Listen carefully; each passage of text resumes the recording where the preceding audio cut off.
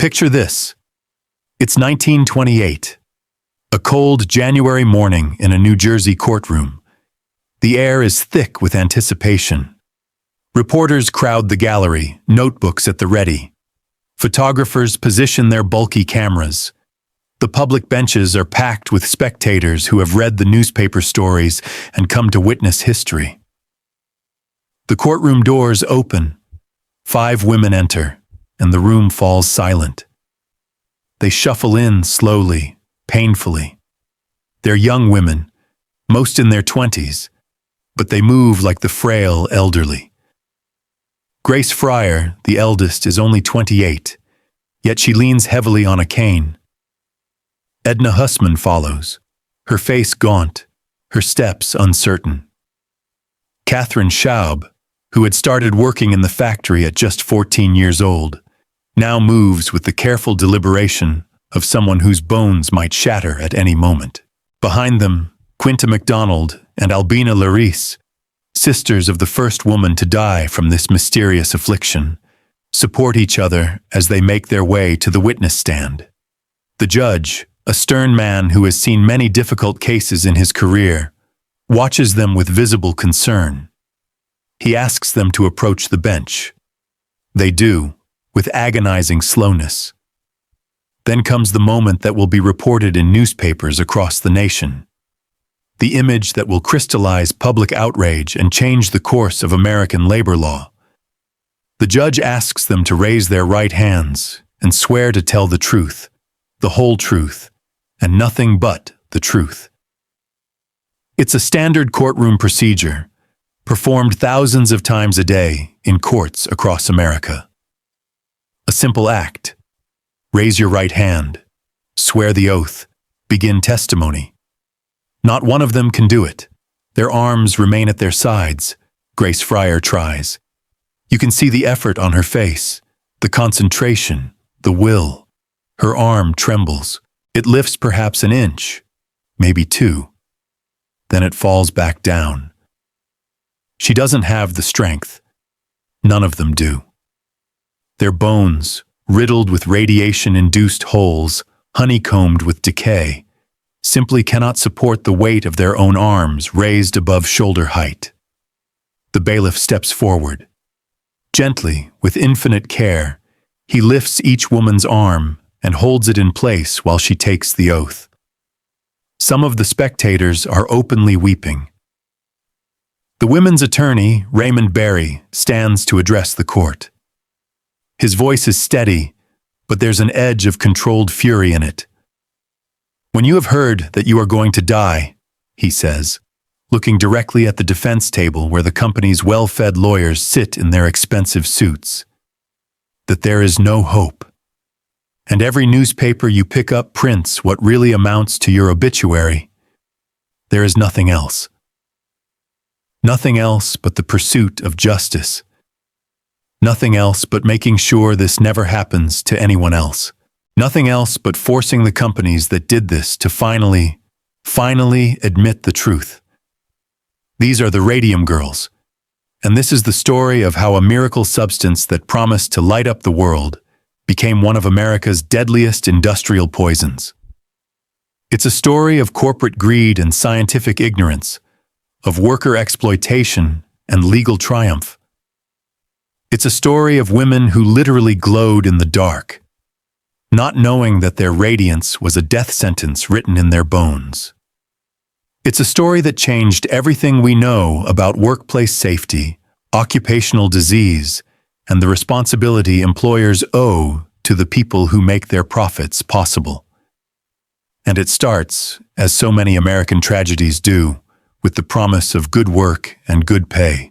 April 10th, 1917. Just 4 days after America entered the First World War, declaring its intention to join the Allied forces in Europe, an 18-year-old girl named Grace Fryer walked through the doors of the United States Radium Corporation in Orange, New Jersey. Her birthday had been March 14th. She was barely an adult, fresh-faced and optimistic, one of 11 children in a large Irish-American family. Her father, Daniel Edward Fryer, was a union delegate, a man who understood the value of organized labor and workers' rights. He had raised his daughter to know the value of good, honest work and fair pay. He had taught her to stand up for herself and for others.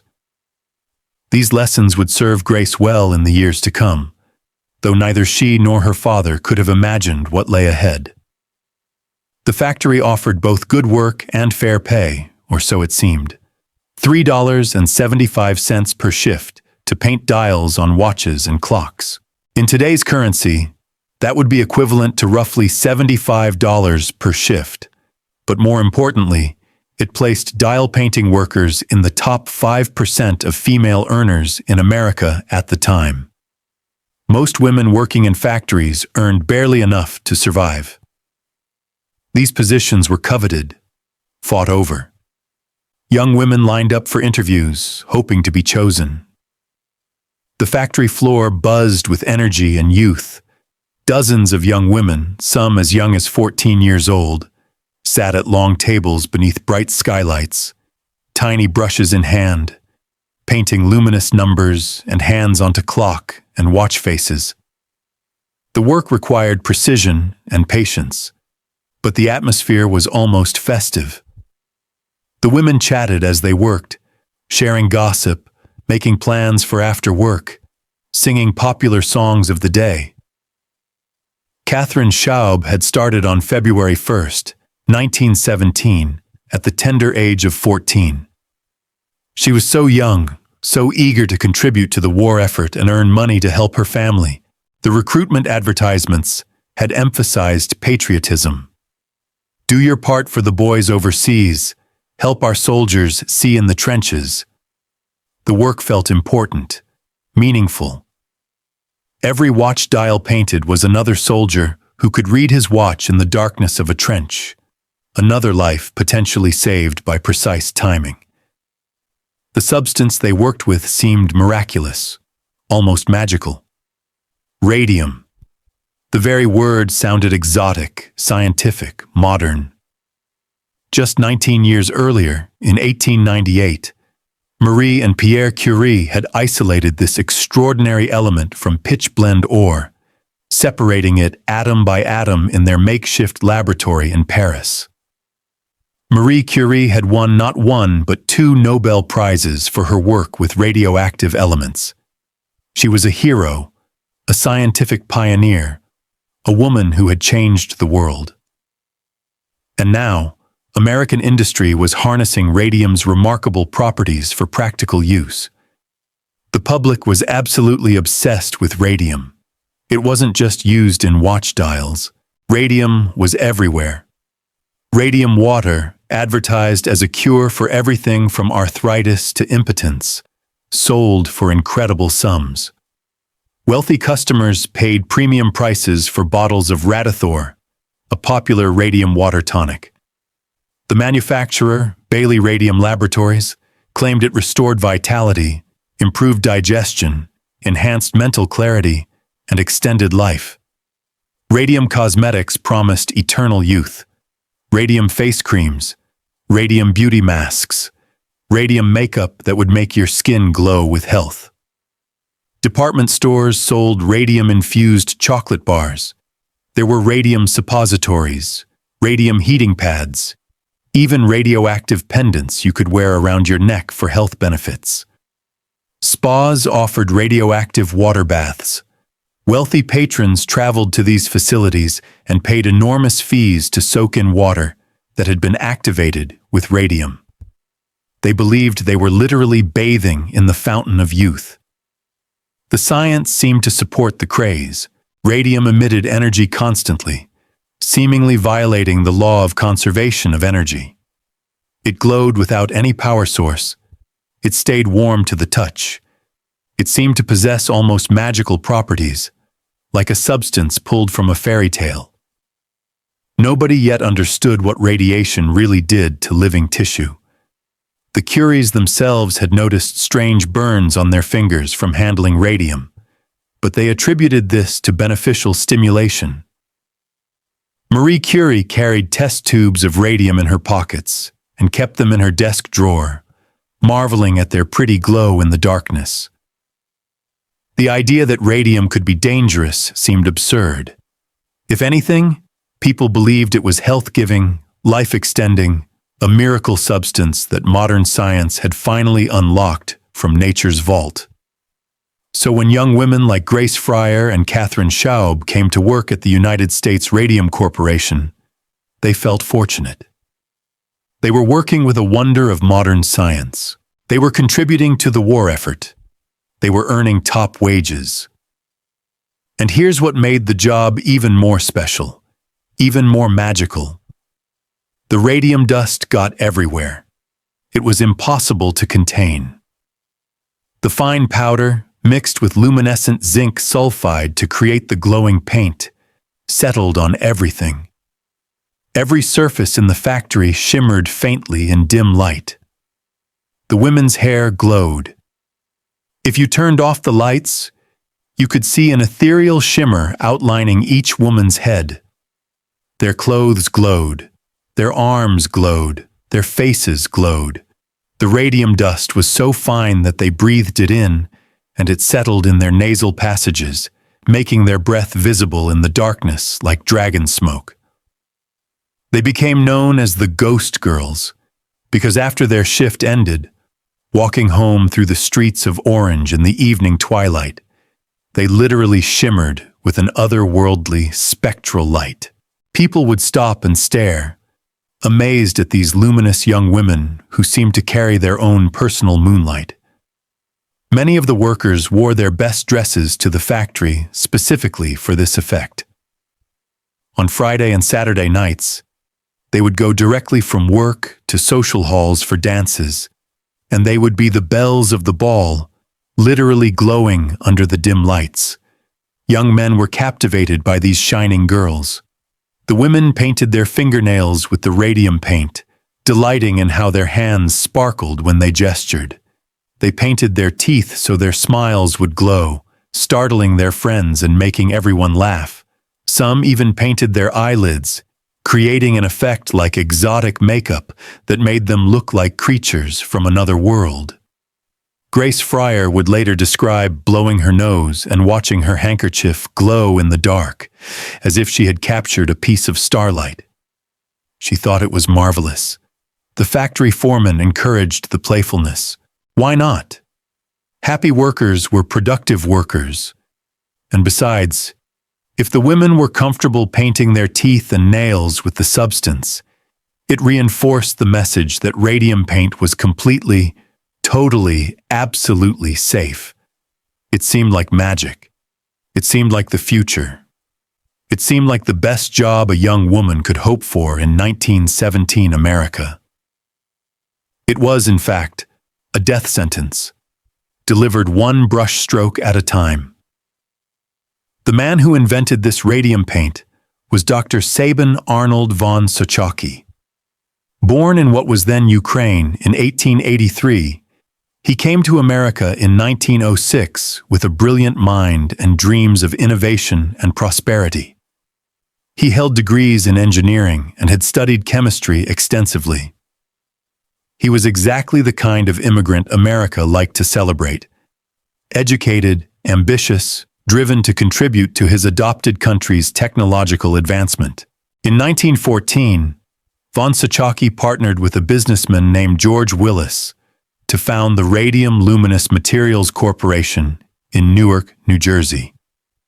The company would undergo several name changes and reorganizations, eventually becoming the United States Radium Corporation. But von Sochocki's role remained central in those early years. He was the scientific genius behind the operation. Von Sochocki's great invention was a paint formula he called Undark. The name alone suggested safety. Undark, bringing light to darkness without electricity, without fire, without any external power source. It was revolutionary. The formula was a closely guarded trade secret, zealously protected from competitors, but its basic components were known. Radium-226, the highly radioactive isotope isolated by the Curies. Luminescent zinc sulfide, which acted as a phosphor to amplify and sustain the glow. Gum arabic, a natural hardening agent derived from acacia trees, to bind the mixture, and water to create the proper consistency for painting. Mixed together in precise proportions, these ingredients created a paint that glowed reliably, consistently, beautifully in complete darkness. It didn't need charging by light like phosphorescent materials. It didn't fade quickly. It could glow for years, decades even, powered by nothing but the radioactive decay of radium atoms. Each atom of radium that decayed emitted energy that excited the zinc sulfide, creating a continuous, self-powered light source. It was, from an engineering standpoint, absolutely brilliant. The demand was enormous. The military wanted luminous watch dials and instrument panels for pilots, soldiers, and sailors. Civilian consumers wanted glowing alarm clocks, pocket watches, and bedside timepieces. The Radium Luminous Materials Corporation couldn't keep up with orders. They needed workers, and they needed them fast. The dial painters worked in a large, open room with rows of tables positioned beneath skylights to maximize natural light. Each worker had a small workstation, a tray of watch or clock faces waiting to be painted, several small glass dishes of radium paint in different formulations, some for numbers, some for hands, some for special features, a cup of water for rinsing, and a collection of fine camel hair brushes. The work required extraordinary precision. Watch dials were tiny, some no bigger than a nickel or a quarter. The numbers had to be painted clearly, uniformly, in the exact right position. Each dial had to be perfect, because these timepieces would be sold to discerning customers or used by military personnel whose lives might depend on reading the time accurately in complete darkness. The brushes were fine, made from soft camel hair with points as sharp as needles when properly shaped. But here's the problem. Camel hair is soft and flexible. After just a few strokes through paint, the brush tip would lose its fine point. It would splay out, making precise lines impossible. If a worker rinsed the brush in water, the excess liquid diluted the paint and made the brush even harder to control. If she wiped it on a rag, the precious, expensive radium paint was wasted on cloth instead of dials. Both methods took time, and time was money. A worker who stopped to properly clean her brush after every few strokes would paint far fewer dials per shift. The supervisors, all men, had a solution. Lip, dip, paint. They called it pointing the brush. Use your lips to shape the brush back to a fine tip. Your mouth was warm and moist, perfect for quickly reshaping the bristles without wasting paint or time. Some workers used their tongues instead, which worked even better for getting the brush to the perfect point. The foreman taught this technique to every new hire. They demonstrated it themselves. They told the women it was the standard industry practice, used in every dial painting studio in America. They said the most productive, the most skilled dial painters all did it this way. They said it was perfectly safe. Every lip, dip, paint cycle took just a few seconds. Lift the brush to your mouth, touch it to your lips or tongue, feel the bristles reshape to a perfect point. Dip the brush in the paint dish. Apply paint to the dial with a smooth, careful stroke. Repeat.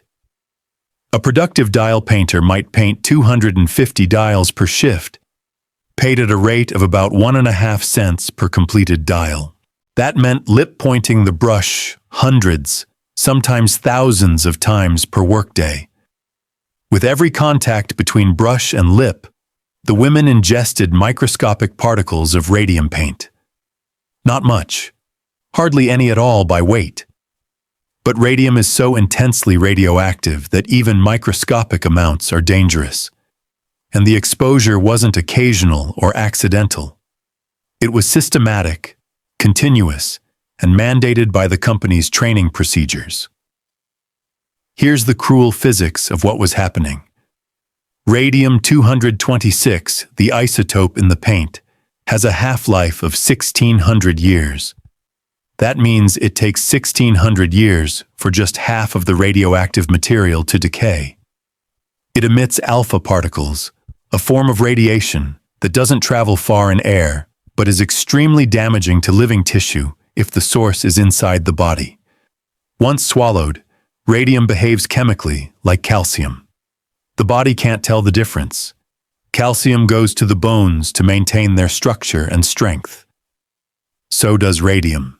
The women's skeletons actively absorbed the radium, pulling it from their bloodstreams and incorporating it into their bone tissue. Once embedded in bone, radium stayed there, continuously emitting alpha radiation. The radiation damaged bone cells, marrow, and surrounding tissue.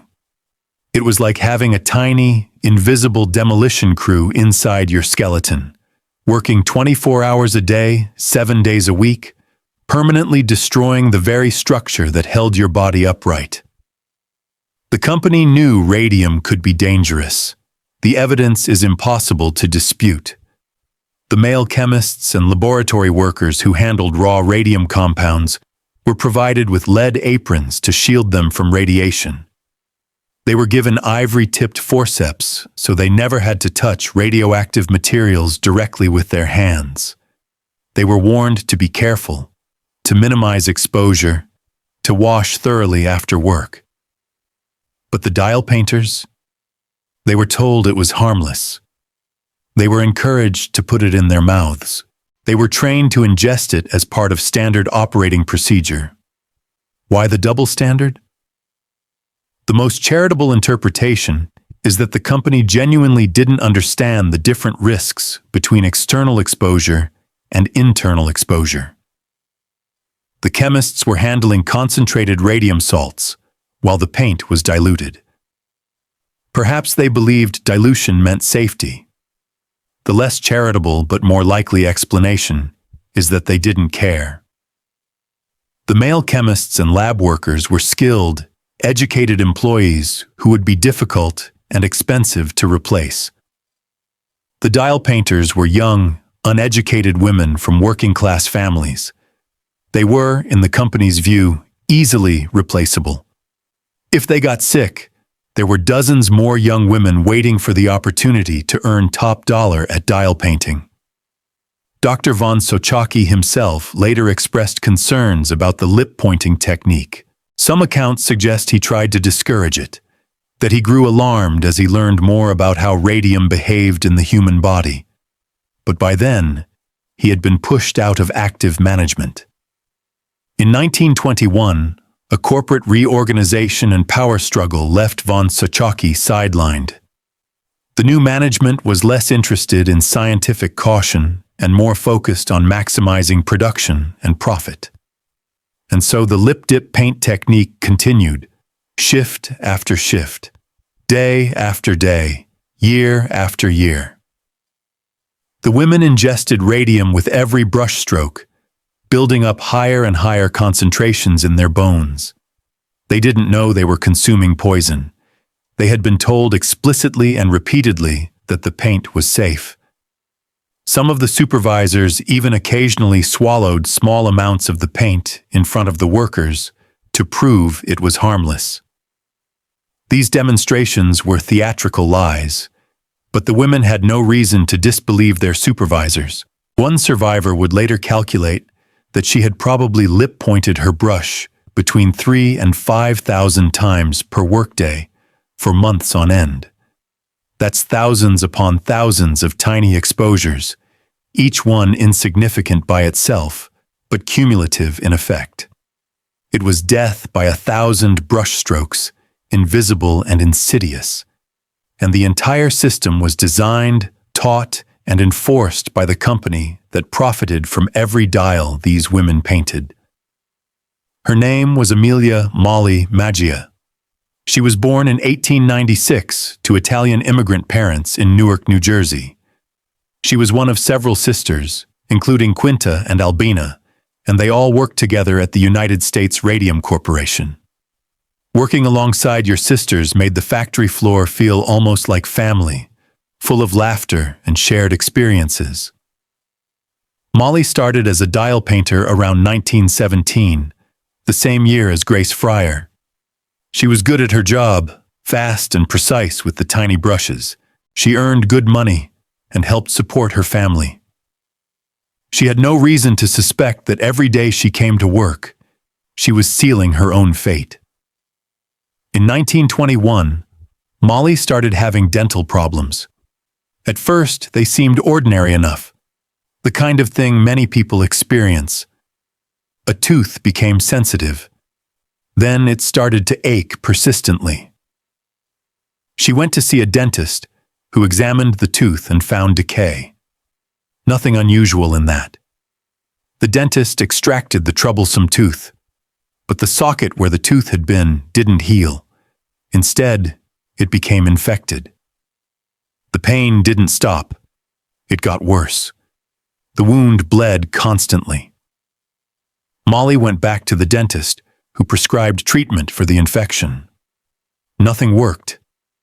More teeth became loose. They wobbled when she touched them with her tongue. The gums around them turned angry red, then began to ulcerate. Molly's breath became foul with the smell of necrotic tissue.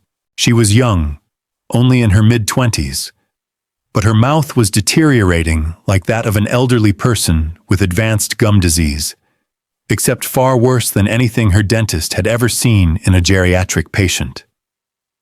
The dentist, Dr. Theodore Bloom, extracted the loose teeth, hoping to stop the spread of infection. Each extraction should have brought relief. Instead, each one opened a new wound that refused to heal. The tooth sockets became suppurating lesions, oozing blood and pus. Then Dr. Blum noticed something that made him deeply uneasy. Molly's jawbone itself was deteriorating. When he examined her mouth, he could see bone through the destroyed gum tissue. And the bone was wrong. It was becoming porous, crumbly, like old chalk. When he probed gently with his instruments, tiny fragments of bone broke away. Molly's pain became unbearable. Her entire lower face ached constantly. She could barely eat. The smell from her mouth was so terrible that people recoiled from her. She was a young woman in what should have been the prime of her life, and her face was literally rotting away. In the spring of 1922, Molly's condition deteriorated rapidly. The infection in her jaw spread. Her lower jawbone became so weakened that it was no longer structurally sound. And then, during one of her visits to Dr. Blum, the unthinkable happened. As the dentist examined her, Molly's jawbone fractured. It didn't just crack. Entire pieces broke away and fell out of her mouth. Dr. Blum found himself staring into a cavity where part of her lower jaw had been moments before. The bone had become so degraded by radiation that it literally crumbled at the touch. Dr. Blum carefully, horrified, removed the largest fragments. Molly's jaw was collapsing. There was nothing he could do to stop it. The bone was beyond repair, beyond healing. Modern dental and oral surgery techniques that might have helped didn't exist yet. All Dr. Blum could do was try to make her comfortable and watch helplessly as the destruction continued. Molly's condition became critical. The infection spread to her bloodstream. Her body was waging a war against the necrosis, but it was a losing battle. The radium embedded in her bones was destroying her from the inside, and there was no medical intervention that could stop it. On September 12, 1922, Molly Maggia died at her home. She was just 24 years old. The death certificate listed the cause as ulcerative stomatitis, severe inflammation, and ulceration of the mouth and gums. It was technically accurate, but completely misleading. Molly hadn't died from a dental infection. She had died from radiation poisoning, though nobody wrote those words on her death certificate. Dr. Theodore Blum, deeply troubled by what he had witnessed, began asking questions. Had any of his other patients who worked at the radium factory experienced similar problems? The answer, he discovered, was yes. Multiple women, all dial painters, all suffering similar symptoms. The pattern was unmistakable to a careful observer.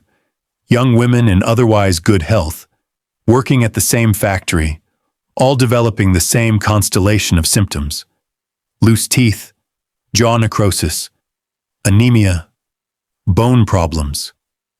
These couldn't be coincidences. But Molly Maggia wasn't the last to die.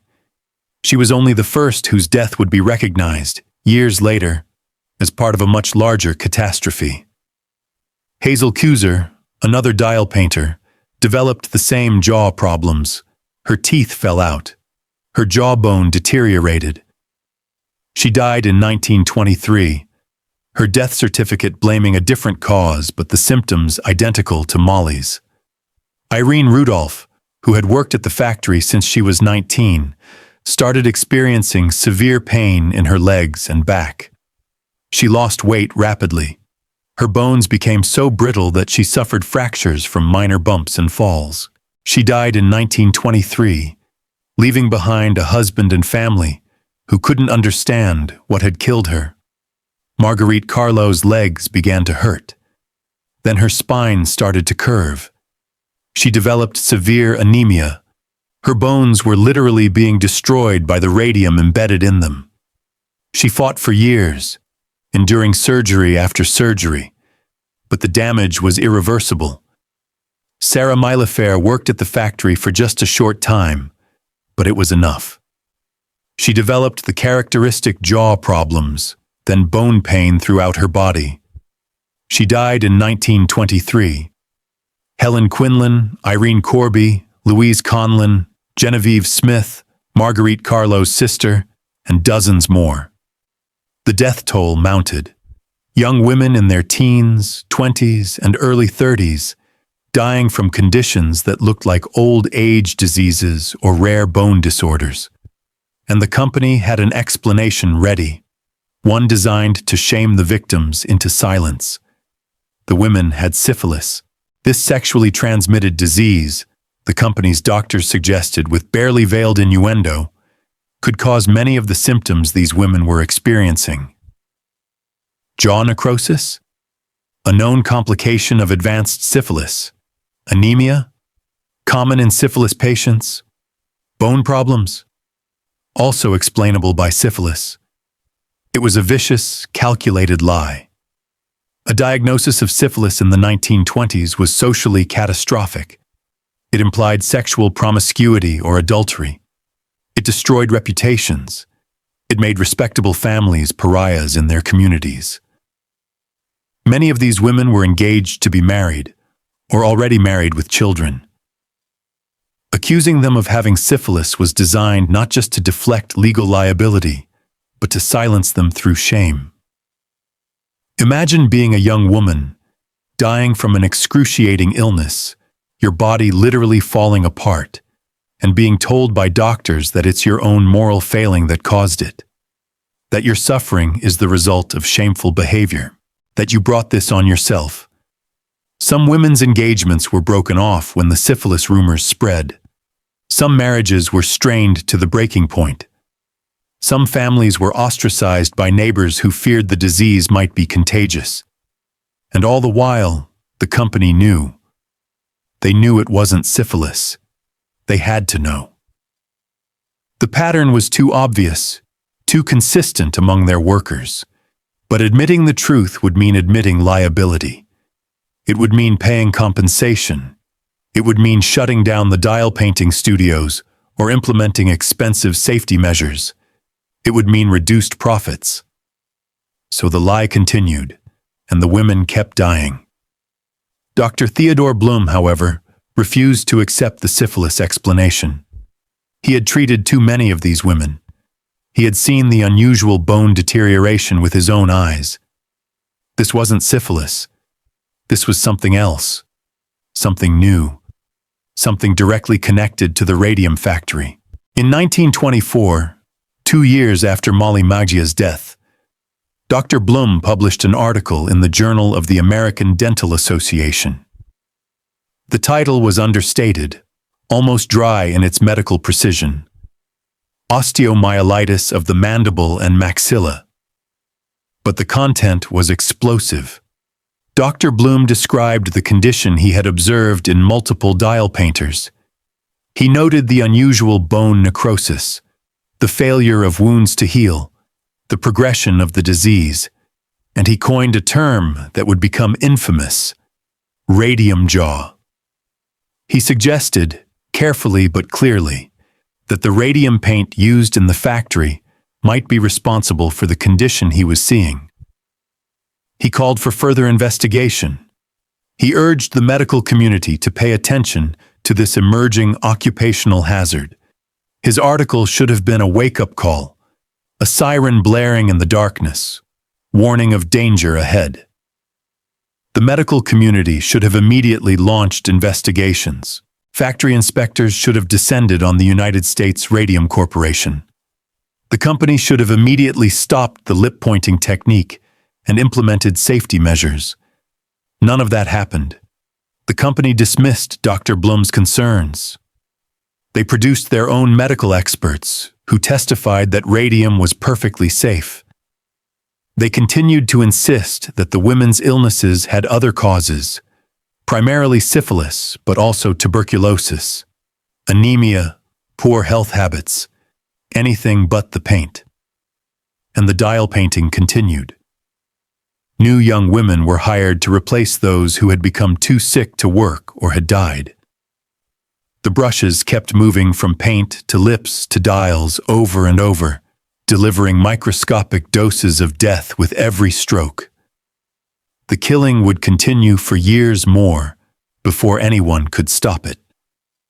Dr. Harrison Stanford Martland was the chief medical examiner for Essex County, New Jersey.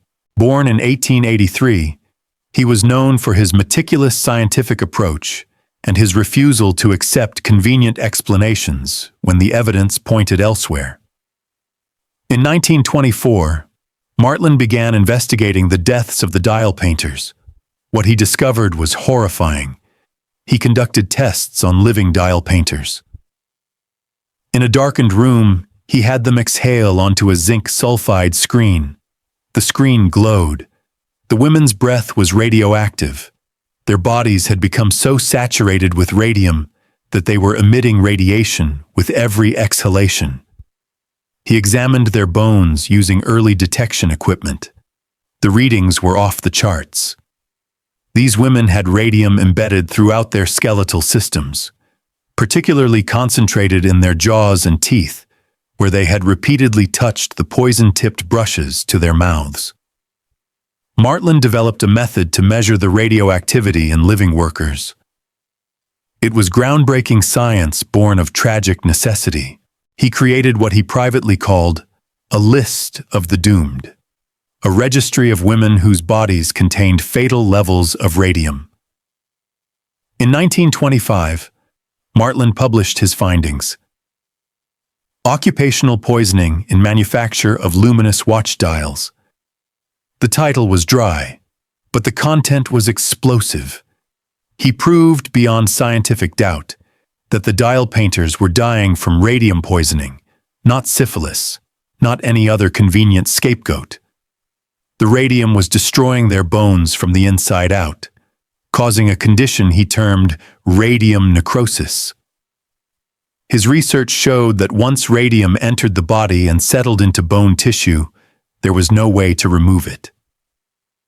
The women were carrying their own death sentences inside their skeletons, radiation slowly destroying them from within. The Atomic Energy Commission would later credit Martland's work with making the development of atomic energy proceed with comparative safety. His research on the dial painters became foundational knowledge for radiation safety protocols that would protect future generations of workers. But for the dial painters themselves, Martland's discovery came too late. Grace Fryer left the United States Radium Corporation in January 1920. She took a job at a bank, grateful for the money she had saved from her time painting dials. Her father, the union man, had taught her to value honest work and fair treatment, but in 1922, her teeth started falling out. Then came the pain in her bones. Her feet ached constantly. Her jaw developed abscesses. She went from doctor to doctor, spending her savings on medical bills, but nobody could tell her what was wrong. By 1925, Grace knew. Dr. Martlin's research had been published. The newspapers were reporting on the dial painter's mysterious illness. Grace realized with terrible clarity that she was one of them. She was dying from radium poisoning, and the company that had poisoned her had lied about it. Grace decided to sue. But here's where the story takes an even darker turn. She couldn't find a lawyer. For 2 years, Grace Fryer searched for legal representation. Attorney after attorney turned her down. The United States Radium Corporation was powerful. They had money. They had influence. They had lawyers who could drag out litigation for years. And Grace was poor, sick, and visibly dying. What lawyer would take a case with such a client against such odds? The statute of limitations was also a problem. In New Jersey law, workers had only 2 years from the date of injury to file suit. But when had Grace been injured? Her first day of work in 1917? The last day she licked a poisoned brush in 1920? The day her symptoms began in 1922? The company's lawyers would argue she had waited too long. Finally, in early 1927, attorney Raymond Barry agreed to take the case. But by then, Grace wasn't alone. 4 other women joined her lawsuit: Edna Hussman, Catherine Schaub, Quinta MacDonald, and Albina Larice. Quinta and Albina were Molly Maggia's sisters, the first known victim who had died 5 years earlier. The 5 women filed their lawsuit on May 18, 1927. They became known in the press as the Radium Girls. They asked for $250,000 each, an enormous sum, but one that reflected the magnitude of their suffering and the deliberate negligence that had caused it. The company fought back hard. They hired doctors who examined the women and declared them healthy. One of these doctors was a man named Frederick Flynn. He was actually the vice president of the U.S. Radium Corporation with no medical training whatsoever. He examined Grace Fryer and pronounced her perfectly healthy. It was medical fraud at its most brazen. The company delayed. They filed motions. They requested continuances. They knew what everyone else knew. The women were dying. If they could just drag out the proceedings long enough, the problem would literally solve itself. The case moved with agonizing slowness through the New Jersey court system. The women's health continued to deteriorate. Their bodies were breaking down. Some days, they were too weak to get out of bed. Then came their first court appearance in January 1928. The scene in that New Jersey courtroom was something witnesses never forgot. The 5 plaintiffs shuffled in, moving slowly, painfully. Grace Fryer, Edna Hussman, Catherine Schaub, Quinta MacDonald, Albina Larice. They were young women, the oldest only in her late 20s, but they moved like the frail elderly. Some needed help walking. Others leaned heavily on canes. Their faces were drawn, their bodies wasted. The judge asked them to raise their right hands and swear to tell the truth. It was a standard courtroom procedure, performed thousands of times a day in courts across America. Not one of them could raise her arm. Their bones were so damaged, so riddled with radiation-induced holes that they lacked the strength to lift their arms above their shoulders. The bailiff had to hold their arms up for them so they could take the oath. The press went wild. Newspapers across the country ran the story. Doom of Doom Dial Painters read one headline. Another proclaimed, Radium Girls' Dying Plea for Justice. The women's physical condition, the visible evidence of their suffering, did more to sway public opinion than any legal brief could have achieved. Raymond Barry, their attorney, pressed the company hard. He brought in Dr. Martland as an expert witness. He presented evidence that the company had known radium was dangerous, but had deliberately withheld this information from the workers. He showed how male employees had been given protective equipment, while female dial painters were told the paint was safe enough to put in their mouths. The most damning evidence came from a suppressed report. In 1924, the company had hired Harvard industrial hygiene expert Dr. Cecil Drinker to evaluate their factory. Drinker's report was devastating. The workplace was contaminated, the workers were being poisoned, and immediate safety measures were needed. The company buried the report. They delayed publication until August 1925, well after Martland's research had made the truth public. They recommended none of Drinker's safety measures. They continued to tell workers the paint was harmless. The United States Radium Corporation was facing not just a lawsuit, but a public relations catastrophe. Newspapers were calling them murderers. The pressure was mounting. In the autumn of 1928, the company settled. Each woman received $10,000, plus a $600 annual annuity for the rest of her life, plus all medical and legal expenses. It wasn't the $250,000 they had asked for, but it was more than any workers' compensation case had ever won. More importantly, they had won something else. The legal principle that employers could be held responsible for workers' occupational diseases, not just accidents. The statute of limitations, the company argued, should begin not at the time of exposure but at the time of diagnosis. This legal reasoning would reshape workers' rights across America. Grace Fryer spoke to the press after the settlement. She talked about justice. She talked about protecting other workers. She didn't talk about the fact that the money and the victory had come too late to save her life.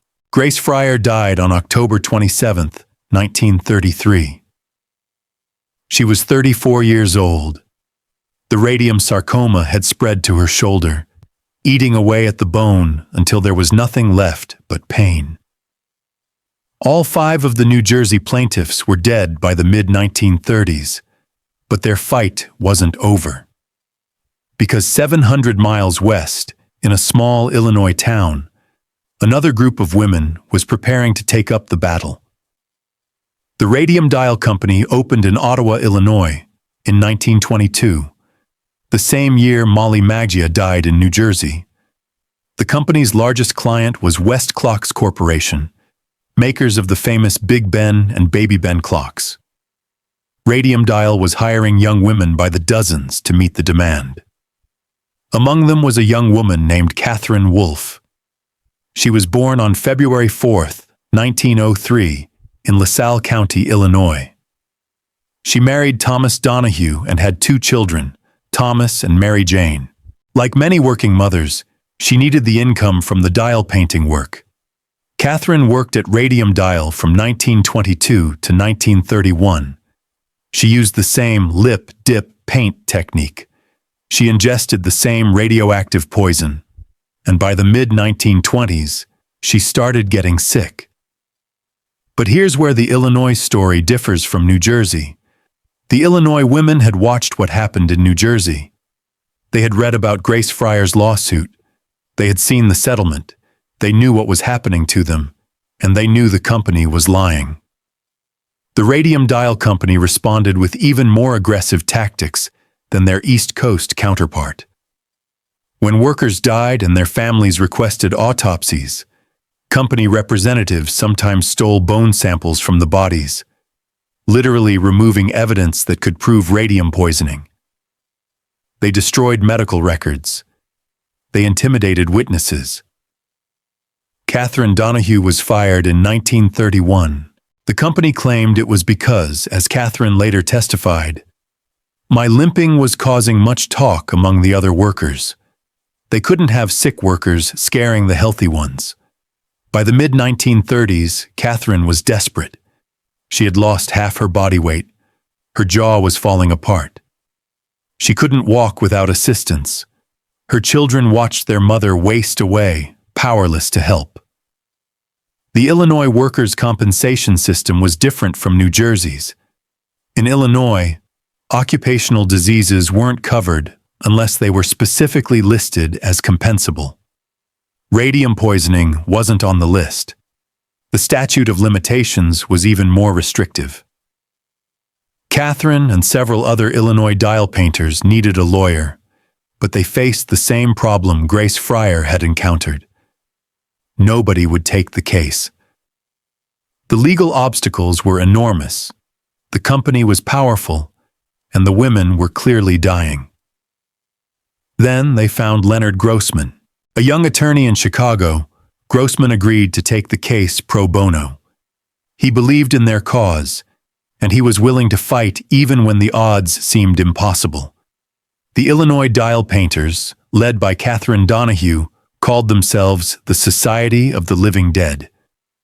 It was gallows humor, but it was also the truth. They were still alive, but the radium in their bones was already writing their obituaries.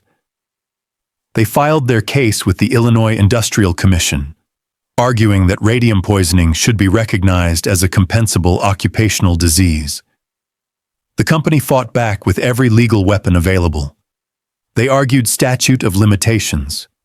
They argued that the women couldn't prove where they had contracted the disease. They argued that radium poisoning wasn't covered under Illinois law. On April 5, 1938, the Illinois Industrial Commission ruled in Catherine Donahue's favor. It was a landmark victory. The commission found that radium poisoning was indeed an occupational disease, that the company was liable, and that Catherine was entitled to compensation. On July 27, 1938, Catherine Wolfe Donahue died. She was 35 years old. She died knowing she had won her case, but the Radium Dial Company immediately appealed the ruling. They would fight it all the way to the United States Supreme Court. On October 23, 1939, more than a year after Catherine's death, the Supreme Court declined to hear the company's appeal. The Illinois Industrial Commission's ruling stood. Catherine Donahue had won, even from beyond the grave. Remember Dr. Sabin Arnold von Sochocki, the inventor of Undark, the founder of the company that became U.S. Radium Corporation? His story is its own kind of tragedy.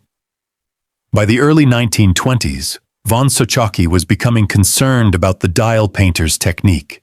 He had been ousted from the company in a corporate takeover in 1921, but he still felt responsible for the substance he had created.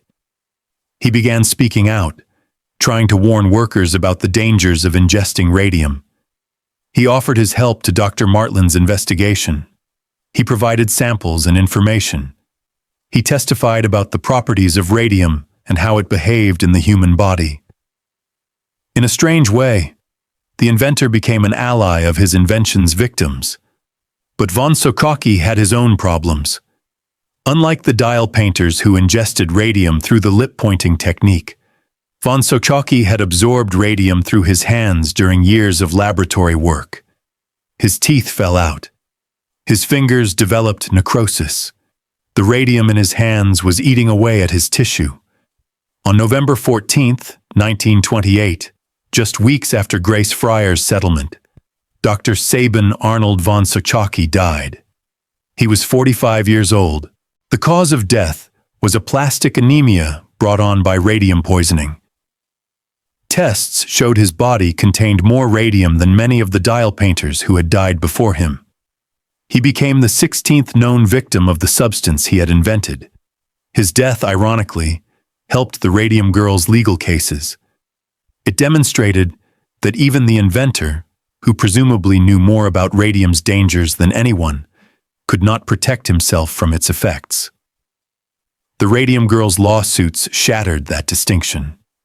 They established that occupational diseases, especially those caused by employer negligence, were just as compensable as workplace accidents. This principle would protect millions of workers in the decades to come. The cases also revolutionized how the law treated the statute of limitations for occupational disease.